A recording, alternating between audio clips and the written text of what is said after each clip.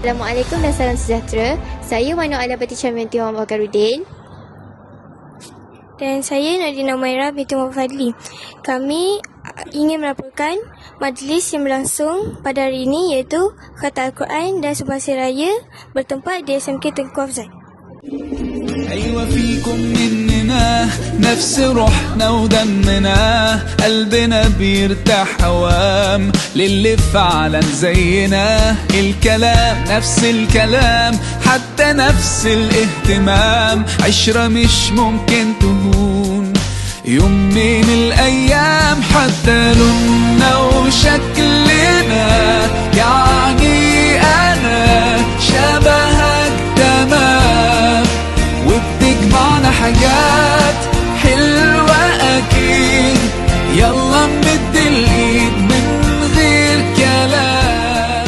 Penghargaan kepada murid-murid yang telah berjaya menamatkan bacaan Al-Quran. Bersama saya Rauda dan Najla. Apakah perasaan anda apabila dapat menyertai program seperti ini?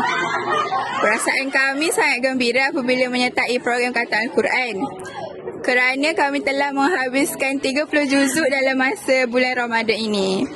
Terima kasih kepada Ustazah Khadijah kerana memilih kami untuk membaca ayat Al-Quran di atas pentas.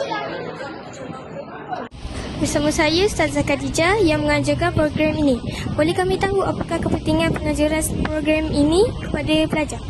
Okey, terima kasih. Assalamualaikum. Okey, jadi program pada hari ini Majlis Khatam Al-Quran tak lain tak bukan ialah kita nak menanam perasaan cinta akan Al-Quran di dalam diri masing-masing, terutama di kalangan pelajar.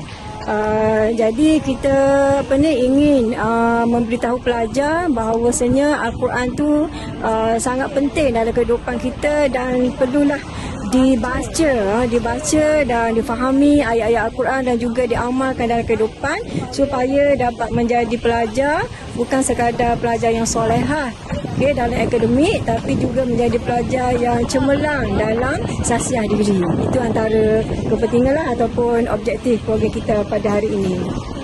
زينا الكلام نفس الكلام حتى نفس الاهتمام عشرة مش ممكن تهون يوم من الأيام حتى لوننا وشكلنا